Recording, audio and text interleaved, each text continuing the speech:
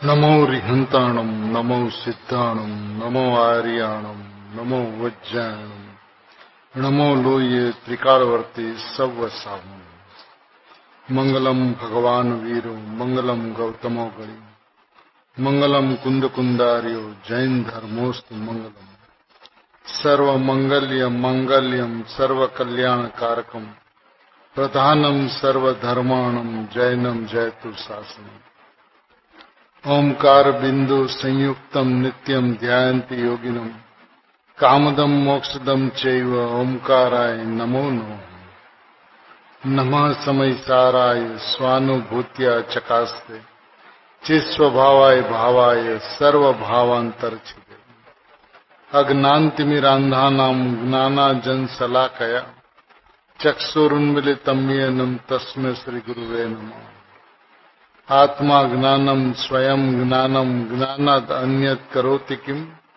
पर भावस्य कर्तात्मा मोहोयम व्यवहारेण मंगलमय मंगलकरण वीतराग विज्ञान नमुता ही जाते भये अरिहंतादि महान।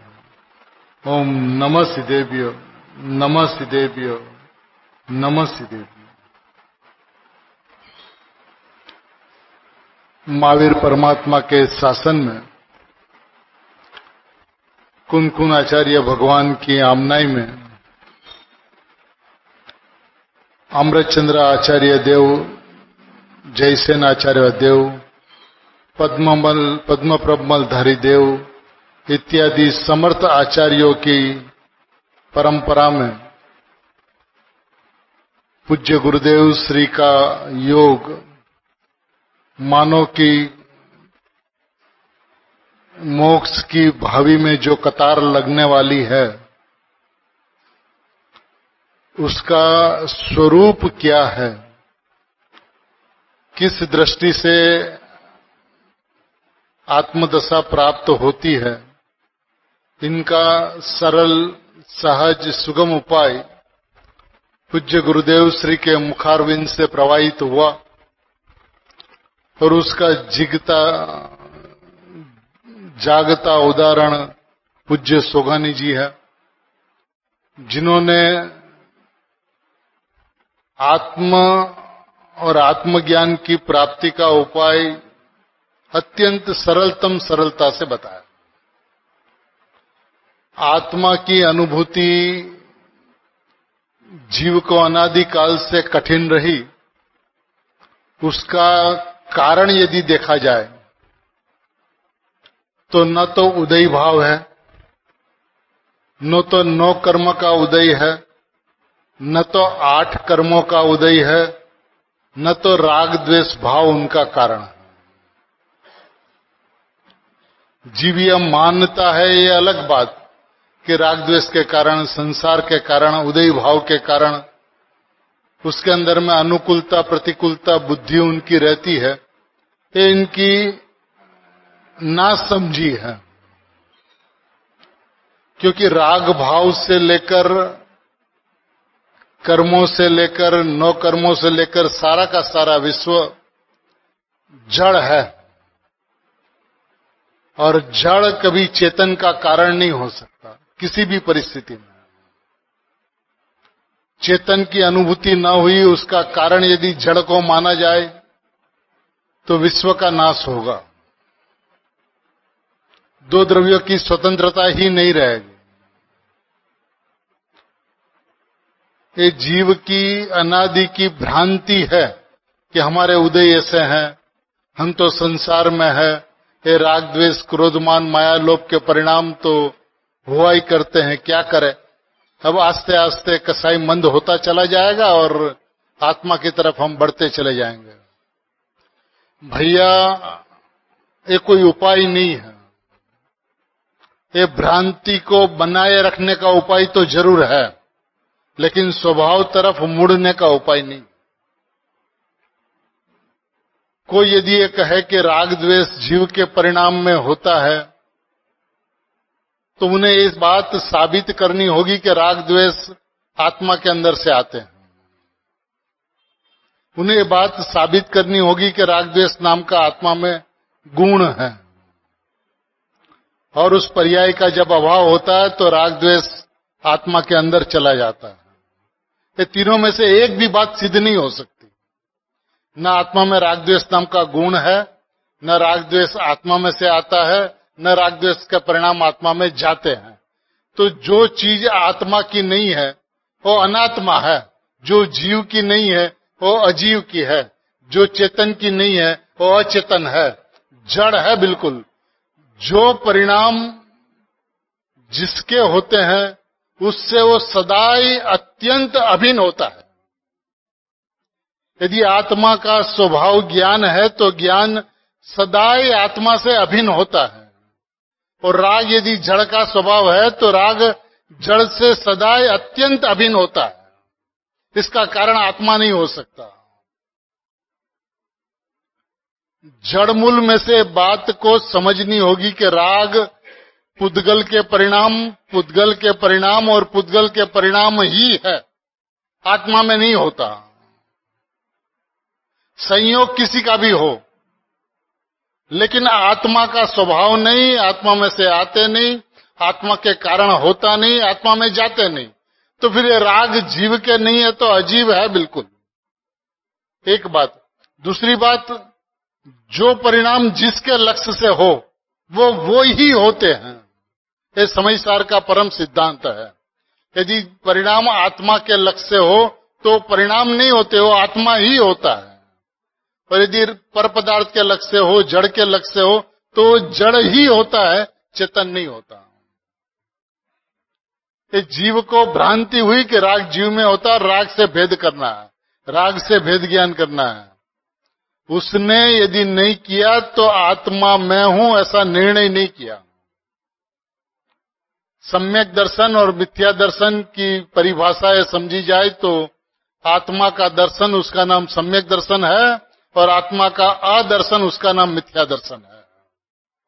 आत्मा का जानना उसका नाम सम्यक ज्ञान है, और आत्मा का नहीं जानना उसका नाम मिथ्या ज्ञान है। आत्मा में लीनता और सम्यक चरित्र है, और आत्मा में लीनता न होना वो मिथ्या चरित्र है। पर पदार्थ के साथ कुछ लेना देना ही नहीं है। लेकिन देखिए, अपन अध्यात्म की ये बात तो एक्सेप्ट करते हैं, मानते हैं, स्वीकारते हैं, लेकिन जैसे ही जिन मंदिर से बाहर निकलते हैं तो फिर हमारी भाषा यह हो जाती है कि हम संसार में है, राग द्वेष के परिणाम, व्यवहार की सारी क्रियाएं तो होती ही है। अध्यात्म के दृष्टिकोण से बराबर है कि आत्मा शुद्ध है, परिपूर्ण है, ज्ञायक है, लेकिन व्यवहार से तो ये सब कुछ है। उसने आत्मा की बात जिन मंदिर में सुनी ही नहीं।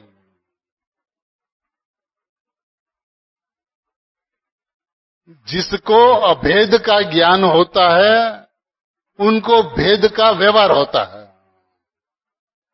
जिनको अभेद का निश्चय होता है उसको भेद का व्यवहार होता है। जिसको स्वप्रकाशक ऐसा अपना स्वभाव का आत्मज्ञान होता है उसको स्वपर प्रकाशक ऐसा व्यवहार लागू पड़ता है। लेकिन जिसके पास स्व ही नहीं है, भगवान आत्मा ही नहीं है, परमात्मा ही नहीं है, उसको व्यवहार नाम की कोई वस्तु नहीं होती। निश्चय पूर्वक व्यवहार होता है, बिना निश्चय व्यवहार नहीं होता। तो ये दिमाग में से निकाल दे के राग के कारण हम दुखी हैं।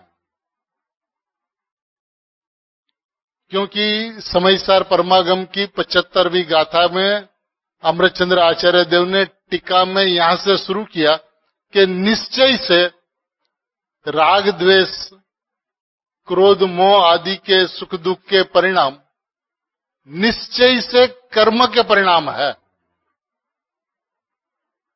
निश्चय से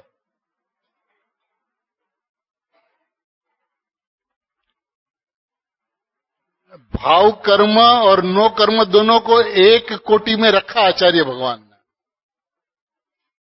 अपन नो कर्म को तो नो कर्म मानते हैं, लेकिन भाव कर्म को जीव की पर्याय में होते हैं ऐसा मानते हैं।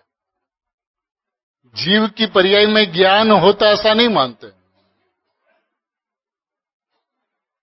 तो जब जीव का जो स्वभाव है उससे दूर जाकर यदि अपन बात करें तो जीव समझ में क्यों आवे? नहीं आता। इसमें व्यवहार की कोई बात ही नहीं है। राग माने जड़, ये बात जब तक एक्सेप्ट नहीं होगी तब तक परमात्म तत्व में हूं ये बात एक्सेप्ट नहीं होगी।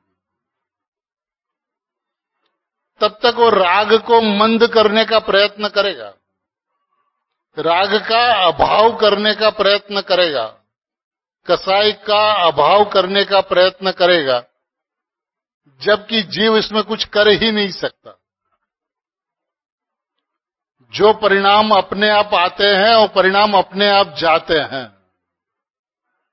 उसको लाने वाला इस विश्व के अंदर में कोई नहीं है, तो इसका त्याग भी जीव नहीं कर सकता। ये बात मूलभूत समझनी होगी। ये समय सर आप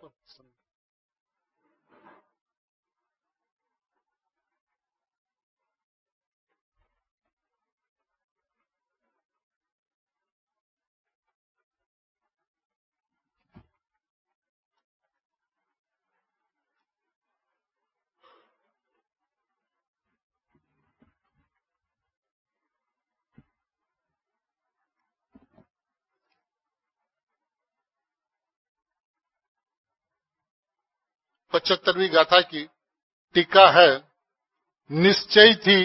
देखिए एकदम टीका का प्रथम शब्द यह है, निश्चय से मोह राग द्वेष सुख दुख आदि रूपे अंतरंग में उत्पन्न होता हुआ जो कर्म का परिणाम, किसका परिणाम?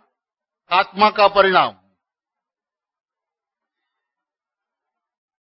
निश्चय से मोह राग द्वेष सुख दुख आदि रूप अंतरंग में उत्पन्न होता हुआ जो कर्म का परिणाम और स्पर्श रस गंध वर्ण शब्द बंध संस्थान स्थूलता सूक्ष्मता आदि रूप बाहर में उत्पन्न होता हुआ जो नो कर्म का परिणाम ते બધું ही पुद्गल परिणाम छे। तो सब ही पुद्गल परिणाम है। इसमें देखिए कथनचित शब्द नहीं लगाया कहीं आचार्य भगवान।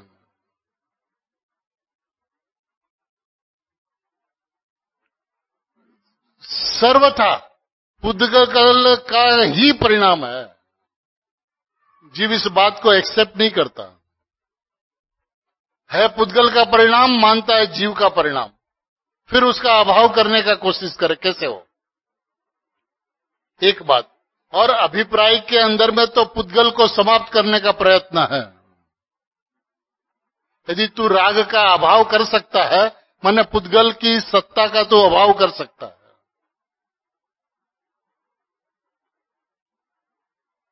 इतना ही नहीं, देखिए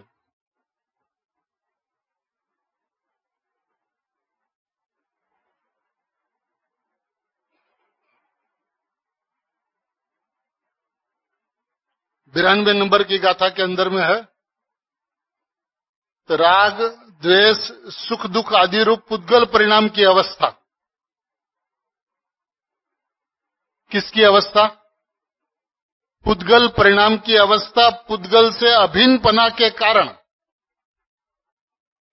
पुद्गल परिणाम की अवस्था, पुद्गल से अभिन्नपना के कारण आत्मा से सदाई अत्यंत भिन्न है।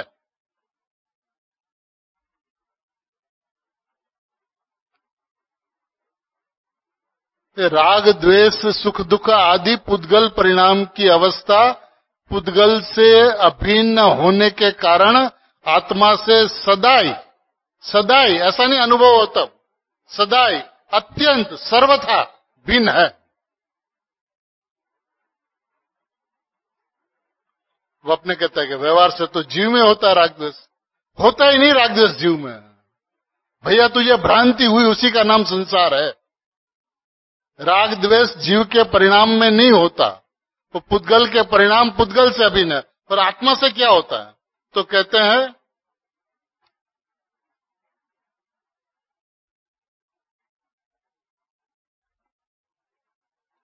देखिए 93 नंबर की गाथा के अंदर में है, राग द्वेष सुख दुख आदि और उनका अनुभव का परस्पर विशेष तफावत जानते हुए वह एक नहीं है लेकिन भिन्न है, ऐसा विवेकपना के कारण राग द्वेष सुख दुख आदि रूप अज्ञान आत्मा द्वारा नहीं परिणमता हुआ ज्ञान का ज्ञानत्व प्रकट करता स्वयं ज्ञानमय होता हुआ यह राग को जानता ही हूं। रागी तो पुद्गल है, मैं राग को जानता तो हूं लेकिन रागी में नहीं हूं। कौन है रागी? पुद्गल है। ऊपर में दिया राग द्वेष सुख दुख आदि रूप पुद्गल परिणाम की अवस्था पुद्गल के अभिन्नपना के कारण आत्मा से सदा अत्यंत भिन्न है और ज्ञान आत्मा से अत्यंत अभिन्न है। आत्मा में ज्ञान होता है तो ज्ञान आत्मा से अभिन्न है, राग पुद्गल में होता है तो पुद्गल से अभिन्न है। कब? सदाई। कितना भिन्न? अत्यंत भिन्न। ये बात जहां समझ में आती है तो उसी का नाम भेद ज्ञान है। भेद ज्ञान करना नहीं पड़ता। उसने आज तक राग को मंद करते करते, कसाई को मंद करते करते कसाई का अभाव करने का प्रयत्न किया। एक कसाई के अंदर में अपने को कसाई मानता हुआ, अपने को पुद्गल मानता हुआ, जड़ मानता हुआ, चेतन नहीं मानता हुआ, चेतन हूं ऐसा मात्र बोलता हुआ पुद्गलवत परिणमता है। इसके लिए आत्मा की अनुभूति नहीं होती। जो आत्मा का परिणाम नहीं, जो आत्मा में होता नहीं, आत्मा से आता नहीं, आत्मा में जाता नहीं, उसका अभाव करना है। माने उसकी सत्ता को आपसे क्या लेना देना। अरे यहां तो ये कहता है कि ज्ञान सो आत्मा, ये भी भेद से समझाया गया, ये भी व्यवहार नहीं का वचन है। अरे यहां तक आत्मा सो भी व्यवहार नहीं का वचन है। मैं आत्मा हूं या निश्चय है।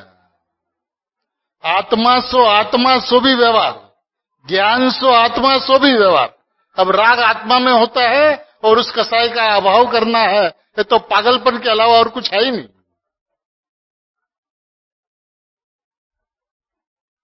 कैसे हो आत्मज्ञान? वो आत्मा की समीप ही नहीं आना चाहता, आत्मा में बैठकर बात ही नहीं करता, वो बात करता पर में बैठकर। ज्ञान में बैठकर बात करे तो भी एक बात है कि वो समीप तो आया है। जो चीज भिन्न है, सदाई भिन्न है, अत्यंत भिन्न है, उसको भिन्न क्या करना है? ठीक है, सुगानी जी क्या कहते हैं?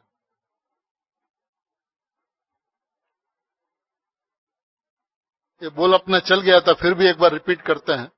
अज्ञानी को ऐसा रहता है कि मैं कसाई को मंद करते करते अभाव कर दूंगा, लेकिन ऐसे तो कसाई का अभाव होता ही नहीं। स्वभाव के बल बिना कसाई नहीं टलती, बल चाहिए स्वभाव का। 565 नंबर का बोल है, बल चाहिए स्वभाव का। मैं परमात्मा तत्व हूं, इस बल में कसाई अपने आप चली जाती है, उसका अभाव करना नहीं पड़ता। ये मानता क्या पता है?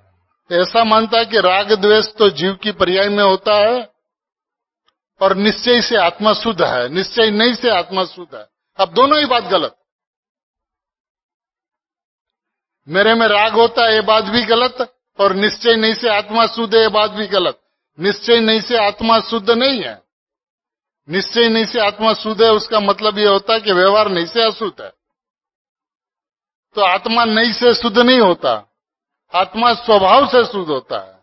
और जो आत्मा स्वभाव से शुद्ध है ऐसा जो बतलाता है उसका नाम निश्चय नहीं है।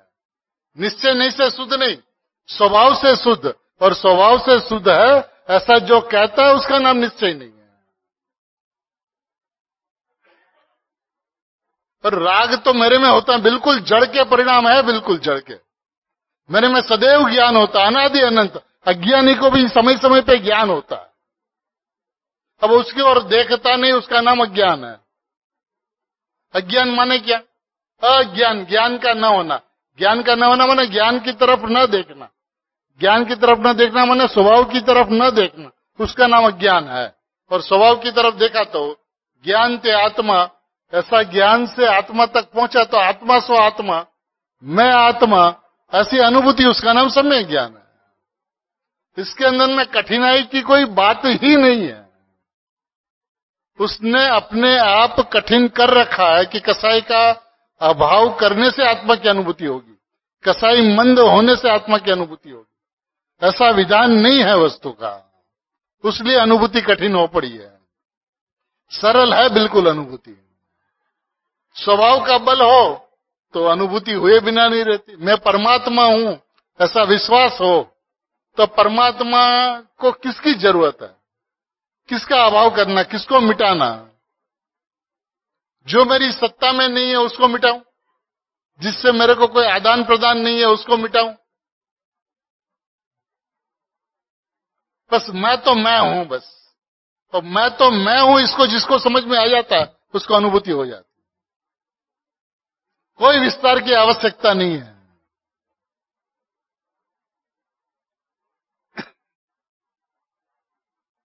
मैं कसाई को मंद करता जाऊंगा, सहन शक्ति बढ़ाता जाऊंगा तो कसाई का अभाव हो जाएगा, और ज्ञान में जो परलक्षी उगाड़ है वो ही बढ़ते बढ़ते केवल ज्ञान हो जाएगा, ऐसा अज्ञानी मानता है। यह भ्रांति है बिल्कुल उसकी कि शास्त्र स्वाध्याय से आत्मा का ज्ञान हो जाएगा। कभी नहीं होगा। स्वयं सम ज्ञान उगड़ते उगड़ते खुलते खुलते केवल ज्ञान हो जाएगा, कभी नहीं होगा। अरे यहां तक कि चिंतन मनन से आत्मज्ञान हो जाएगा, कभी नहीं होगा। चिंतन मनन का विकल्प खटकेगा और विकल्प बंद होगा तो आत्मा की अनुभूति होगी, क्योंकि विकल्प तो आत्मा का स्वरूप ही नहीं है। आत्मा का स्वरूप है निर्विकल्प। अब विकल्प से निर्विकल्प कैसे हो जाए? चिंतन माने चिंता, चिंता माने राग द्वेष। ये विकल्प से आत्मा की अनुभूति नहीं होती। 11 अंक का अभ्यास यदि अनंत बार किया तो मैं आत्मा हूं ऐसा नहीं सुना होगा क्या? ऐसा सोचा नहीं होगा क्या? लेकिन स्वभाव का बल नहीं आया। नई से वस्तु को तलाशता रहा, जब नई का जन्म ही मेरे में नहीं होता। नयातीत वस्तु नई से कैसे समझ में आवे?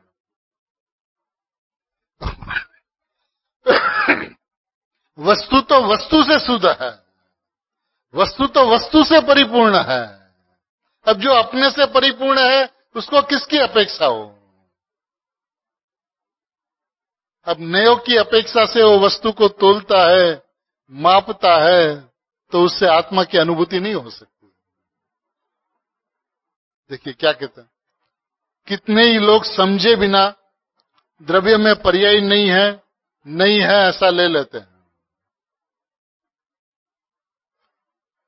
एक बाबूजी ने एक उदाहरण दिया है कि पाषाण की मूर्ति पाषाण की बनती है, और अपने विकल्प किया कि ये मूर्ति पाषाण की है। तो अपना ये जो विकल्प है ये पाषाण का बना हुआ है ना, विकल्प का बना हुआ है। मूर्ति तो पाषाण की है, लेकिन विकल्प किसका बना हुआ है? विकल्प तो मनाश्रित परिणाम, जड़ परिणाम विकल्प का बना हुआ है, उसमें पाषाण नहीं है। उसी तरह मैं आत्मा हूं ऐसा विकल्प आत्मा से बना हुआ है क्या?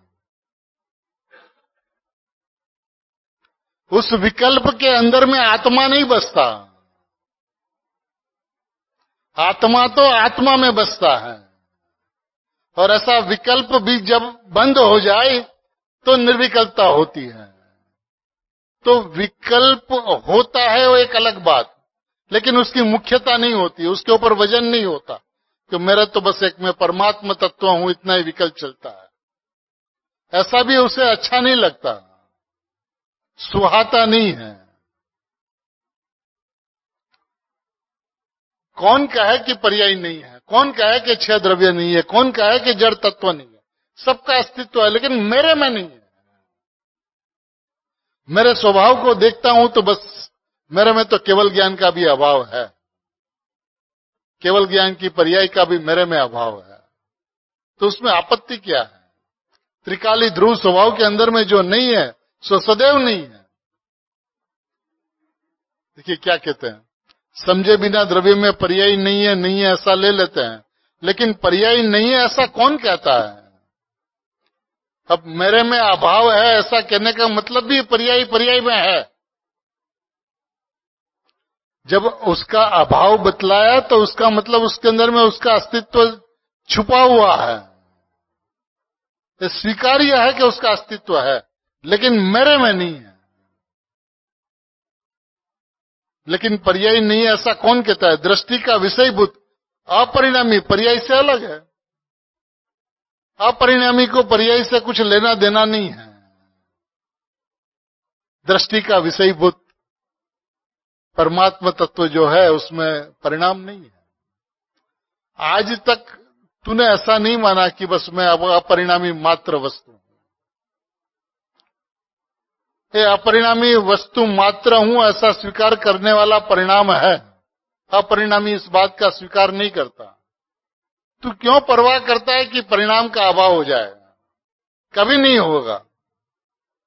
लेकिन वस्तु को देखने का नजरिया जिसका पलटता है उसी को वस्तु दिखती है। यदि आपकी दृष्टि के अंदर में मिथ्यात्व का अभाव करना है तो पर्याय दृष्टि है। आपके अभिप्राय के अंदर में सम्यक दर्शन प्रकट करना है तो यह पर्याय दृष्टि है। आज तक मैं अपरिणामी तत्व, क्योंकि देखिए आत्मा में ज्ञान दर्शन चारित्र ऐसा कुछ नहीं है। राग द्वेष तो है ही नहीं, लेकिन ज्ञान दर्शन चारित्र ऐसे भेद भी वस्तु में नहीं है।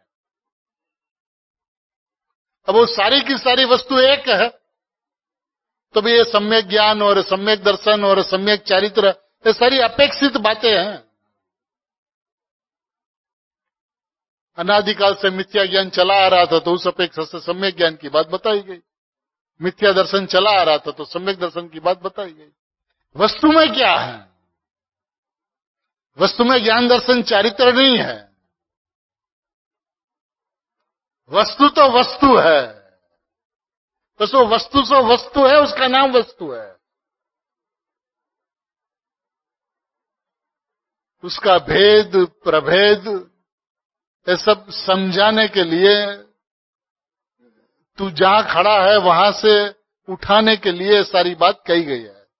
लेकिन वस्तु को यदि देखा जाए तो वस्तु तो अपरिणामी है, वस्तु तो ध्रुव है, वस्तु तो नित्य है, वस्तु तो परिपूर्ण है, वस्तु तो भगवान है, बस वो मैं हूं। इतनी सी बात है बस।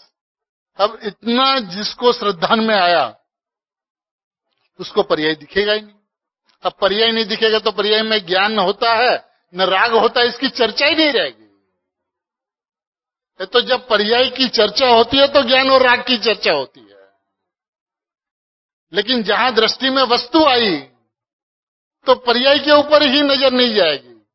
अब वो ज्ञान के अंदर में ज्ञायक जानने में आता न लोकालोक जानने में आता, कोई विषय ही नहीं बनता।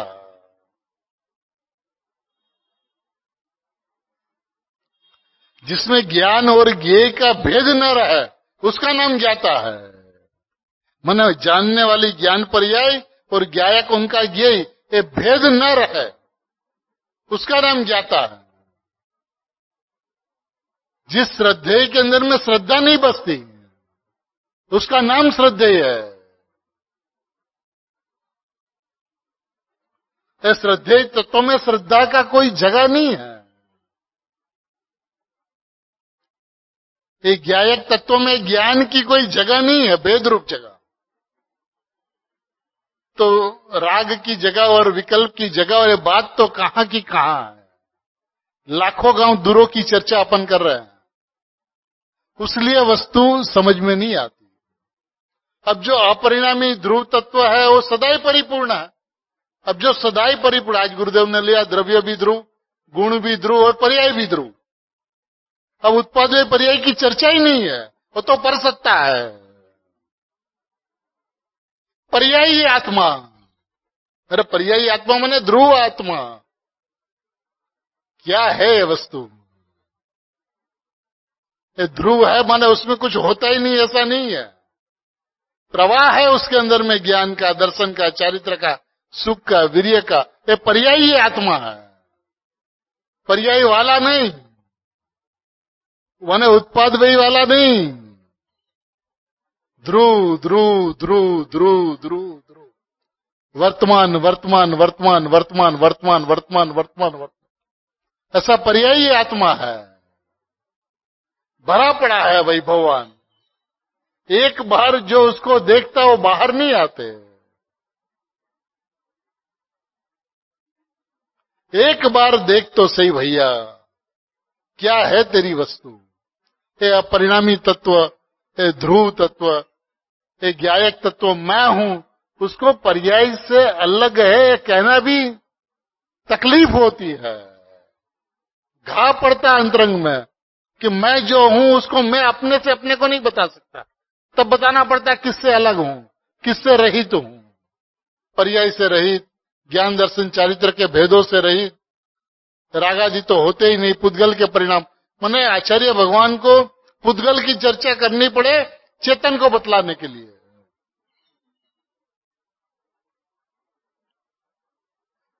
ये अपने पुण्योदय की बलिहारी है कि ऐसे आचार्य भगवंतों ने और गुरुदेव ने करुणा करके ऐसी ऐसी वस्तु व्यवस्था को स्पष्ट की कि आज अपने को कुछ सोचना नहीं पड़ता, मेहनत नहीं करनी पड़ती। स्वभाव सरल है, स्वभाव से देखा जाए तो। अब यदि विभाव में बैठकर स्वभाव को देखने का प्रयत्न करे तो दिख ही नहीं सकता। ज्ञान से आत्मा नहीं दिखेगा, वो भेद विकल्प खड़ा होगा। देखिए गुरुदेव श्री कहते आत्मा ते आत्मा એ પણ व्यवहार છે भाई। अब दूसरे की तो बात ही कहां करे। अब राग जीव में होता, तू कहां चला गया। आचार्य भगवान कहते निश्चय से पुद्गल के परिणाम है। और ऐसा कहा राग द्वेष मोह अंतरंग में होते हुए परिणाम, और शब्द रस गंध वर्ण बाहर में होते हुए परिणाम, બધુંય पुद्गल है। नहीं माना उसको पुद्गल कभी। राग जीव में होता है, नहीं होता भैया, ये संयोग है। पानी के अंदर में मिट्टी को देखकर तुझे पानी मैला है ऐसी भ्रांति हुई है कि तुम मेल को देखता, पानी को नहीं देखता। और जो ज्ञानी है वो पानी को देखता, मेल को नहीं देखता। जिस वक्त पानी मैला दिखता है उस वक्त पानी स्वच्छ है।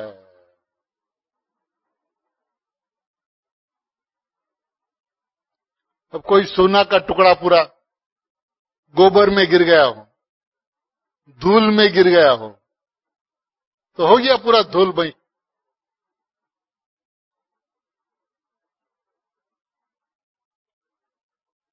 लेकिन नहीं दिखता है ना, नहीं दिखता है कि नहीं। और कैसा है, ज्यों का त्यों है न, उसमें कुछ कमा बड़ा है। धूलमय, धूल के एक रचकण 1% तो सोने के अंदर में गया होगा। ये राग के परिणाम एक अंश तो आत्मा में प्रवेश किया होगा अनादिकाल से, संयोग में है अनादिकाल से।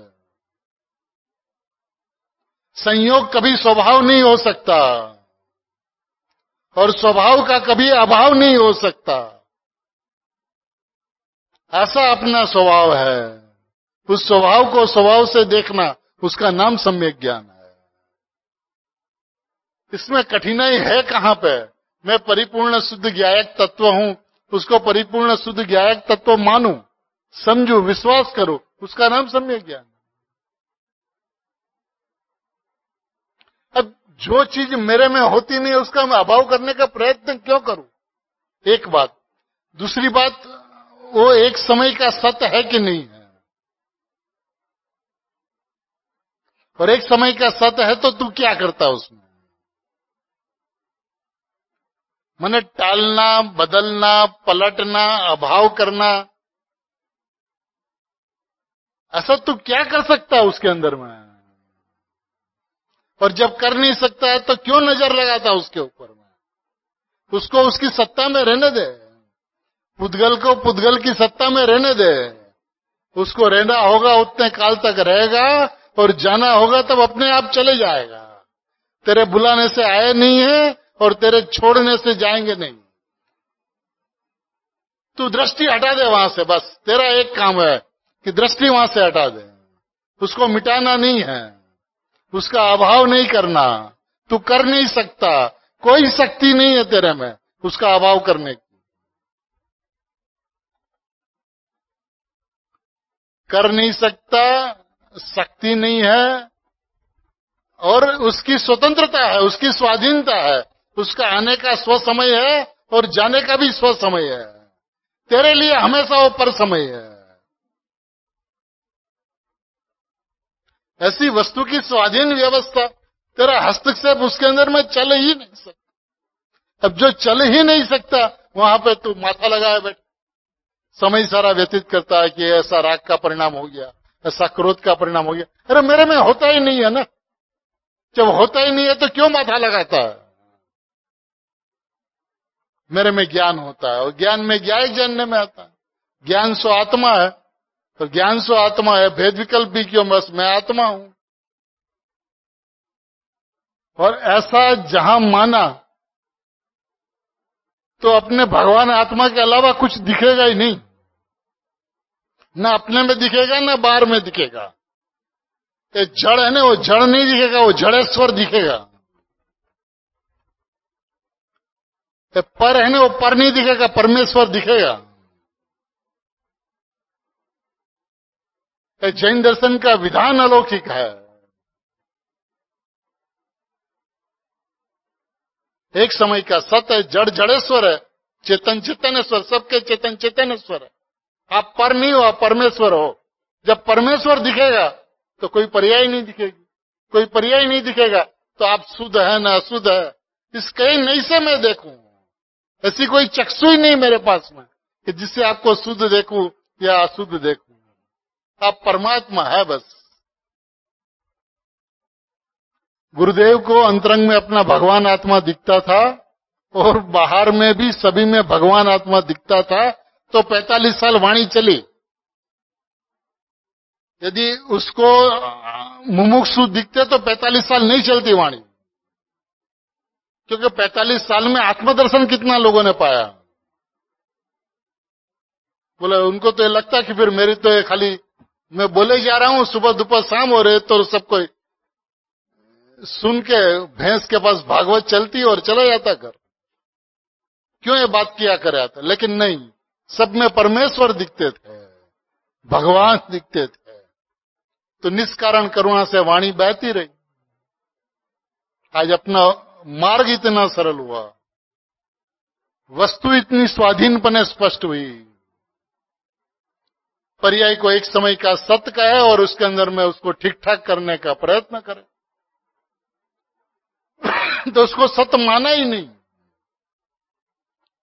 एक तरफ से उसको पर का है, उसके दूसरे तरफ से सम्यक ज्ञान प्रकट करने का प्रयत्न करें, तो पर कहां हुआ?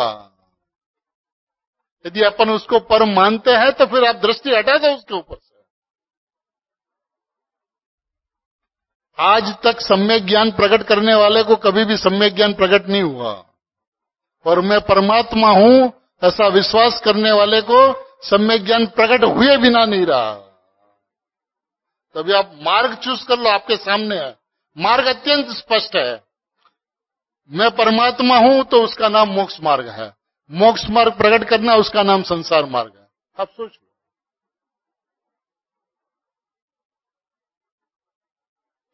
देखिए, द्रव्य अपने में पूरा है, पर्याय अपने में पूरा है, कोई अधूरा नहीं है। द्रव्य अधूरा और पर्याय अधूरा, दोनों को मिलके पूरा, ऐसा पूरा नहीं है। द्रव्य अपने में पूरा, पर्याय अपने में पूरा। द्रव्य अपने में सत्य, पर्याय अपने में सत्य। द्रव्य अपने में नित्य, पर्याय में अपने में अनित्य। द्रव्य अपने में ध्रुव, पर्याय अपने में उत्पाद व्यय। ये दोनों का अनेरा अनेरा स्वभाव, अनेरा अनेरी व्यवस्था, अनेरी अनेरी सत्ता है। अभी उसके अंदर में आपका हस्तक्षेप चल नहीं सकता। फिर हट जाओ वहां से। स्वभाव अपरिणामी तत्व जो मैं हूं, अपरिणामी पर्याय से अलग है, उसमें पर्याय का अभाव है, उसमें पर्याय नहीं है। अब नहीं है, उसको आप ठीक करने में लगते हो। मैं ध्रुव हूं, मैं ध्रुव हूं, ऐसा दृष्टि करने से पर्याय ठीक हो जाएगी। तो फिर आपकी नजर कहां है? पर्याय ठीक हो जाएगी उसके ऊपर, न मैं ध्रुव हूं उसके ऊपर।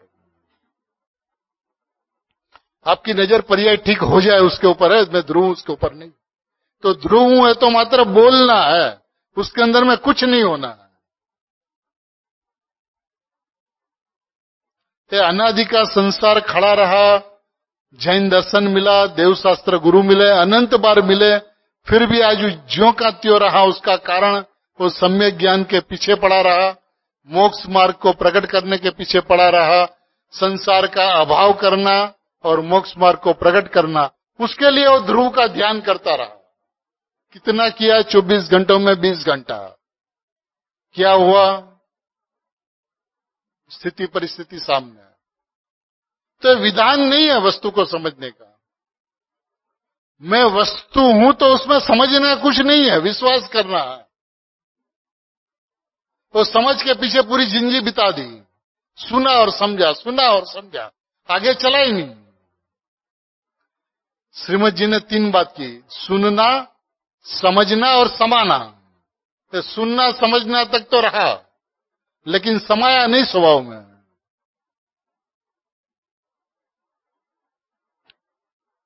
जब दो स्वभाव की चर्चा चलती है तो दो स्वभाव दो सत्ता है। स्वभाव इसे कहते हैं जो निरपेक्ष होता है। स्वभाव इसे कहते हैं जिसको नई की अपेक्षा नहीं होती। स्वभाव इसे कहते हैं जिसको दूसरे की सापेक्षता नहीं होती। उसका नाम स्वभाव है। अब ये द्रव्य स्वभाव और पर्यायी स्वभाव, ये स्वभाव है पर्याय। उसमें आप कुछ आगे पीछे नहीं कर सकते। अब जब आगे पीछे नहीं कर सकते और केवल ज्ञानी को अपन मानते हैं, तीर्थंकर परमात्मा को मानते हैं, सिमंदर परमात्मा को मानते हैं, तो पर्याय की दृष्टि छूटती क्यों नहीं? हम पर्याय का अवलोकन क्यों किया करते हैं? पर्याय को ठीक ठाक क्यों किया करते हैं? पर्याय को आत्मा के तरफ लाने का प्रयत्न क्यों किया करते हैं? पता है इसके अंदर में पर्याय बुद्धि बनी रहती है। उसका मतलब है नहीं कि आप स्वच्छंदी हो जाओ, बात ऐसी नहीं है। बात तो पर्याय की व्यवस्था समझकर त्रिकाली ध्रुव परमात्मा तत्व मैं हूं, वहां पर आना वो मूल बात है। और वहां पर जो आया उनकी पर्याय में नियम से सम्यक ज्ञान होता है। देखिए, पर्याय की व्यवस्था को अपन समझे कि पर्याय द्रव्य से अभिन्न है, कथनचित अभिन्न है। तो अभिन्न है उसका मतलब क्या? पर्याय में द्रव्य है, पर्याय में द्रव्य को लाना नहीं है। अब ये अनादिकाल से प्रयत्न करता पर्याय को द्रव्य की ओर ले जाने का, उसका मतलब पर्याय में द्रव्य नहीं है, पर्याय में ज्ञान नहीं है। और यदि पर्याय में ज्ञान है तो आपको करना क्या? आत्मा जानने में आता है, आबाल गोपाल सभी को सदा काल जानने में आता, मन अनुभव में आता है। अनुभव माने सम्यक ज्ञान नहीं, लेकिन उसकी विद्यमानता है, उसकी हाजिरा हजूरता है, उसकी प्रकटता है। और मैं हूं ऐसा विश्वास होता है, उसका वेदन हो जाता है। द्रव्यों में से आता नहीं कुछ, जो है उसका वेदन हो जाता है, स्वसंवेदन हो जाता है, और द्रव्य अवेदक रह जाता है। द्रव्य अवेदक रह जाए और द्रव्य का वेदन हो जाए, उसका नाम सम्यक ज्ञान है।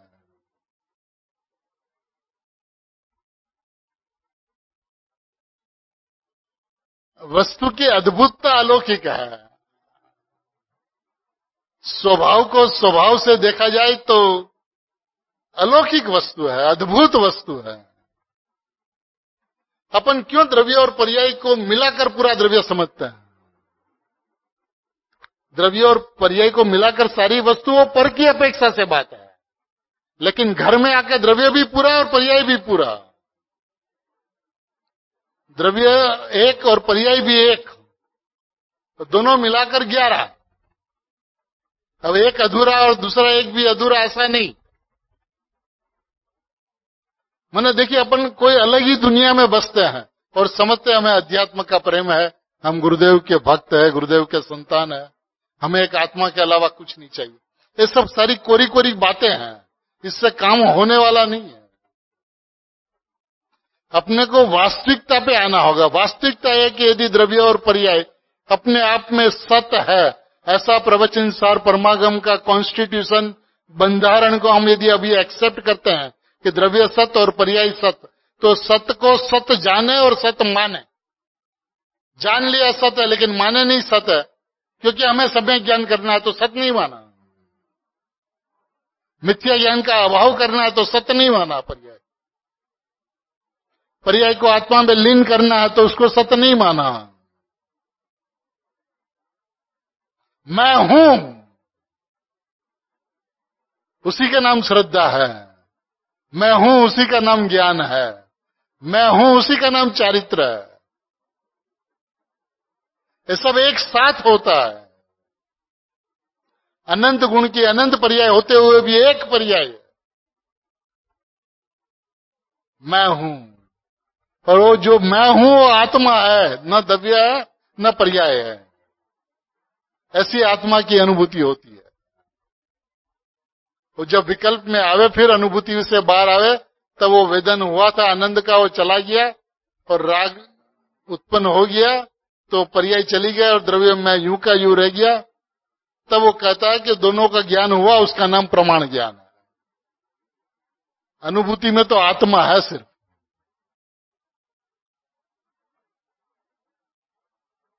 ऐसी अद्भुत व्यवस्था है। व्यवस्था को व्यवस्था से समझे तो सरल है। देखिए, अपने को सम्यक ज्ञान प्रकट करना है ना। अभी मैं कहता हूं कि पर्याय की अपनी एक समय की स्वयं संचालित सुव्यवस्थित व्यवस्था को व्यवस्था कहते हैं कि अव्यवस्थित को व्यवस्था कहते हैं। पर्याय में अभी जो चल रहा है वो मिथ्या ज्ञान चल रहा है। अपने को सम्यक ज्ञान करना है तो अभी जो चल रहा है वो व्यवस्थित है, उसको व्यवस्थित करना है। तो व्यवस्था नहीं है। तो अभी आप बताओ, तीर्थंकर परमात्मा की अपेक्षा से वो व्यवस्था है कि नहीं है? वो समय सत्य है कि नहीं है? वो होने योग्य है कि नहीं है? तो होने वाला होता है कि और कुछ होता है? तो व्यवस्थित है। और व्यवस्थित को कुछ करना हो तो अव्यवस्था है। तो तू व्यवस्था करना नहीं चाहता, तू अव्यवस्था करना चाहता है। सम्यक ज्ञान को प्रकट करना तो तू अव्यवस्था खड़ी करना चाहता है। और मैं परमात्मा हूं, ये व्यवस्था है, अनादि अनंत व्यवस्था। उसको स्वीकार किया तो उसका नाम सम्यक ज्ञान है। अब बोलो, उसको कठिन लगता है? जो सबसे सरल, जिसमें कुछ नहीं करना, कुछ नहीं करना, उसका नाम सम्यक ज्ञान है। ये बात ही उसके पल्ले नहीं पड़ती। हेरा फेरी, उपयोग को आत्मा की ओर बालना, उपयोग को आत्मा की ओर ले चलना, पुरुषार्थ करना, मैं परमात्मा, मैं परमात्मा, मैं परमात्मा। वो विकल्प का प्रवाह चलता रहे तो उसको लगता है कि हमारा तो बहुत अंतरंग में प्रोग्रेस हो रहा है। ऐसा नहीं है भैया स्वरूप। विकल्प आता हो लेकिन विकल्प खटकता हो। निर्विकल्पता हुई नहीं लेकिन उसकी परवाह नहीं। मैं निर्विकल्प वस्तु मात्र परमात्मा, ऐसा विश्वास, ऐसा अहम, ऐसा एकत्व, उसका नाम लीनता है। उसका नाम सम्यक दर्शन है, उसका नाम सम्यक ज्ञान है। यह सरलतम सरल है। जीवों को कल्पना भी नहीं हो सकती कि कितना सरल है। अब पर्यायी स्वभाव है ना, तो उसके अंदर में द्रव्य का अभाव है। द्रव्य स्वभाव है ना, तो द्रव्य स्वभाव में पर्याय का अभाव है। अब इसमें खिंचातानी कहां है? दोनों ही स्वभाव है, दोनों ही राजा है, दोनों ही चक्रवर्ती है, दोनों ही अपने आप में पूर्ण है। अब उसी के अंदर में फेरफार करने का अभिप्राय, आगे पीछे करने का अभिप्राय, किसी को मिटाने का अभिप्राय, किसी को प्रकट करने का अभिप्राय, इसी का नाम भ्रांति और संसार। एक बात। दूसरी तरफ से अस्थि से देखे तो आत्मा का स्वभाव ज्ञान है और उसमें ज्ञान होते रहता है। कब से अनुभव हो तब, ये तो बात है नहीं। अनादि अनंत ज्ञान स्वभाव है और ये अनादि अनंत ज्ञान स्वभाव प्रकट है। अनादि अनंत ज्ञान स्वभाव विद्यमान है। क्या करना? ज्ञानवान हूं ऐसा विश्वास हुआ तो वही ज्ञान का नाम सम्यक ज्ञान है।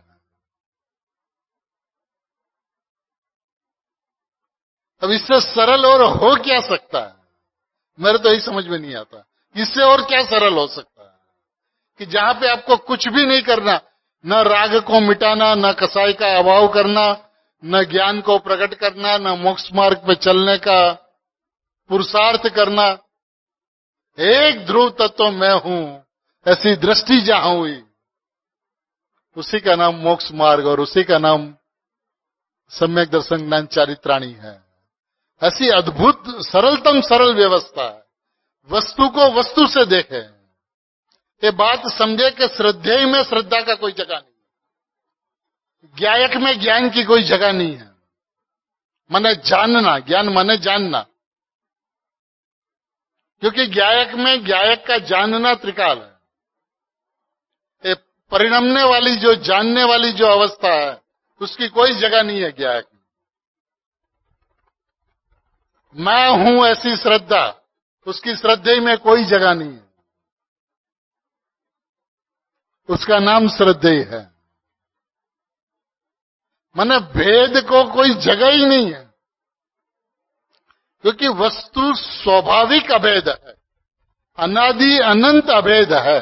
अब जो अनादि अनंत अभेद है सो अभेद है।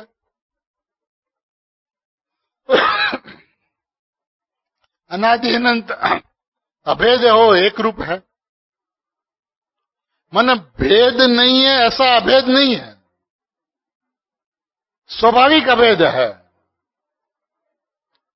अनेक नहीं है ऐसा एक नहीं है, स्वाभाविक एक है।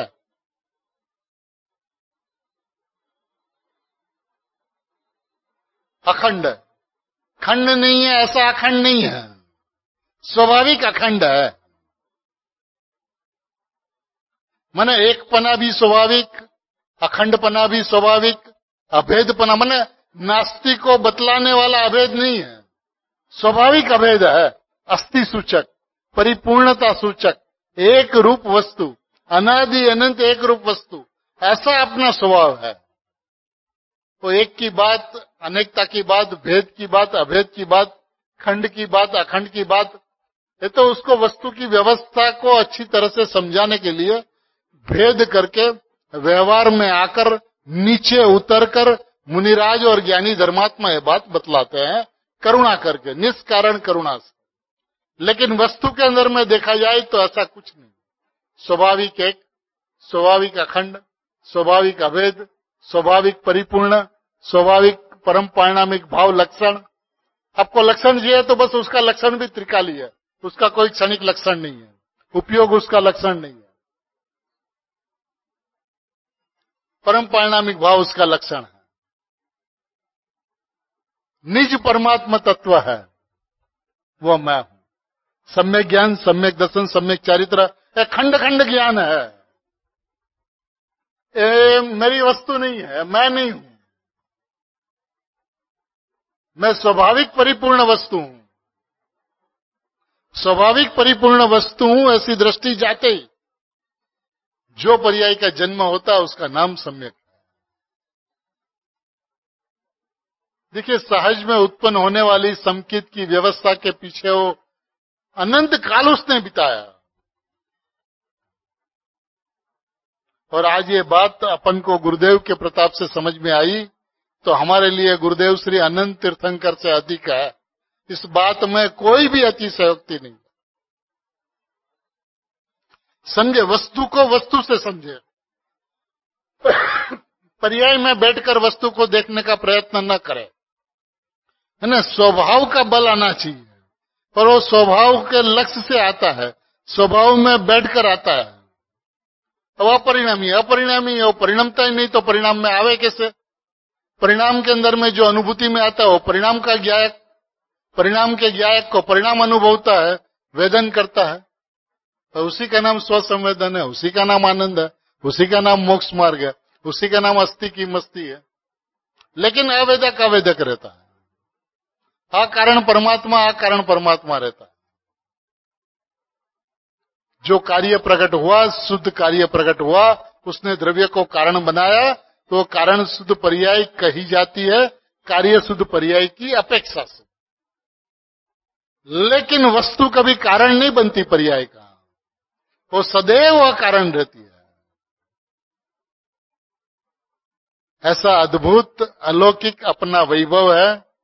अपने वैभव को वैभववान से देखें, वैभव को वैभव से नहीं देखें। अपने आप को वैभववान देखें, परिपूर्ण ज्ञायक देखें, परमात्मा देखें। और राग द्वेष क्रोध मान सुख दुख आदि जो परिणाम है, निश्चय से पुद्गल के परिणाम, कर्म के परिणाम पुद्गल से अत्यंत अभिन्न होने से जड़ ही है ऐसा मानकर उस वक्त आत्मा में ज्ञान होता है। और ज्ञान आत्मा से अभिन्न होने से ज्ञान ही आत्मा है ऐसा जानकर, मानकर, इससे अलग होकर अपनी मर्यादा में आकर मैं परमात्मा तत्व हूं ऐसा विश्वास करना, वही जैन शासन की अनुभूति है। ऐसी अनुभूति सहज मात्रा में उत्पन्न होती है। सभी को यह अनुभूति सहज मात्रा में उत्पन्न हो, ऐसी मंगल भावना